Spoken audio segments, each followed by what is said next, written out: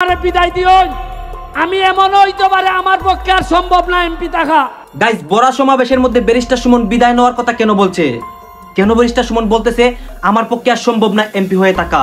Guys, barrister Suman কিভাবে কষ্ট পেয়েছে, ব্যারিস্টার সুমন কেন এইসব কথাগুলো বলছে এবং ব্যারিস্টার সুমন কেন বলছে আমার পক্ষে আর সম্ভব না, এইটাই কিন্তু ক্লিয়ার হতে পারবে।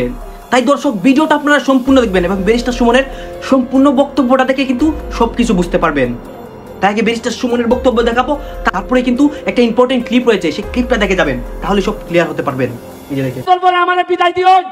আমি এমন হইতে পারে আমার পক্ষে আর সম্ভব না এমপি থাকা। শরীর দিয়েই মানে না 13 কেজি ওজন করছে এমপি হইবার পর। আমি আমাদের 4.5 বছর আপনারা সহযোগিতা করুন। দেখুন বঙ্গবন্ধুর সোনার বাংলা আমি কেমনে বানাই যাই মাধবপুর সোনারগাঁ। আমি আশা করি আপনারা আমার সহযোগিতা করবা। আমি কথা দিছি আমি যতদিন এমপি আছি আমার কোনো সম্পদ নাই, আমার ঢাকায় কোনো ফ্ল্যাট নাই, আমার কোনো প্লট নাই, আমার আমেরিকা লন্ডনে আমার পরিবার মানে আমার বউ বাচ্চা তাদের কোনো সম্পদ নাই।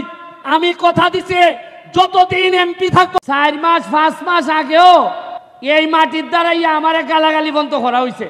আমি একটা নির্বাচন করতে গিয়ে আমি শুনছি যে আমি বাস্টার্ড, আমি জারদ। আমি শুনছি যে আমার জন্মের মধ্যে অভিশাপ আছে। আমি শুনছি আমারে দেখতে পাকিস্তানির মতো লাগে। আমি শুনছি যে তোর মতো ব্যারিস্টার ভাড় তোলে পরে। এরপরও আমি শুনছি যে আমি ইউটিউবার, ফেসবুক করি। আজকে আমার সামনে যারা আছো তোমরা, তোমাদেরকে বলতে চাই জীবনে ভালো করতে গেলে, সফল হইতে গেলে সব সময় সাবের ছেলে হইতে হয় না, নিজের যোগ্যতায় হওয়া যায়। তা আমার প্রশ্ন হইল 4.5 মাসে যদি 31 কোটি ভাইয়া থাকে, আরে আমি তো এমপি, আমরা তো মন্ত্রীও পাইছিলাম, জীবনে 49 আপনারা 5 টাকা পাইছেন, এরকম কোনো ঘোষণা আইছিলনি। টাকা গেল কই? কারণ আমি জানি এর লাগে তো এমপি সাহেব হইতাম চাই না, সুমন ভাই হইতাম চাই।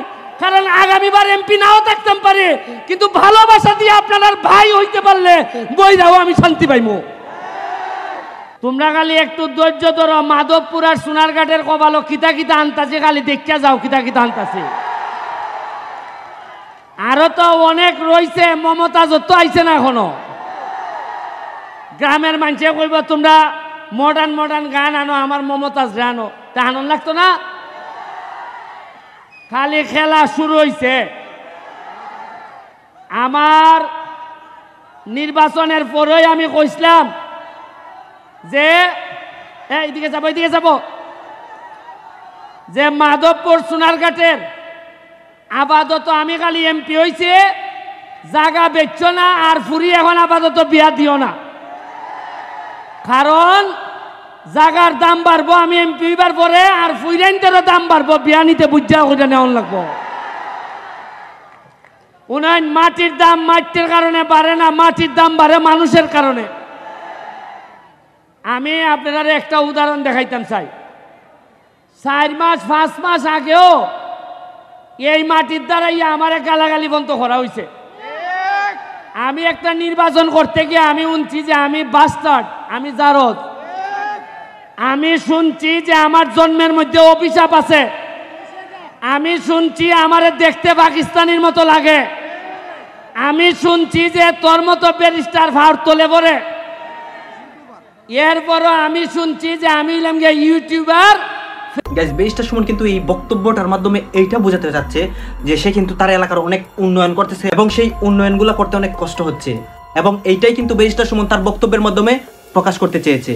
এবং সে এই জন্যই বারবার বলতেছে যে আমার অনেক কষ্ট হচ্ছে, আমার ওজন কমেছে এবং ব্যারিস্টার সুমনের অনেক কিছু হয়েছে। এইটা কিন্তু ব্যারিস্টার সুমন তার নিজের মুখে বলতেছে। আসলেই গাইস, ব্যারিস্টার সুমন কিন্তু এমপি হওয়ার পর থেকে একদিনও তার রেস্ট নেই, মানে সে কিন্তু কোনোভাবেই রেস্ট নিচ্ছে না। সে কিন্তু একদিনের পর আরেকদিন কাজ করেই যাচ্ছে।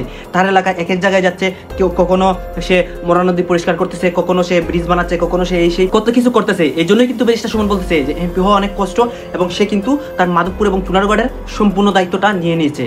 দর্শক শ্রোতা, ব্যারিস্টার সুমনের এই কাজগুলো আপনাদের কাছে কেমন লাগে প্লিজ ভিডিওর কমেন্ট বক্সে বলে দেবেন। এবং আপনাদের কাছে আমার একটা রিকোয়েস্ট, যদি আপনারা ব্যারিস্টার সুমন ভাইকে পছন্দ করেন তাহলে এই ভিডিওতে একটা লাইক দিবেন আর চ্যানেলটি সাবস্ক্রাইব করবেন।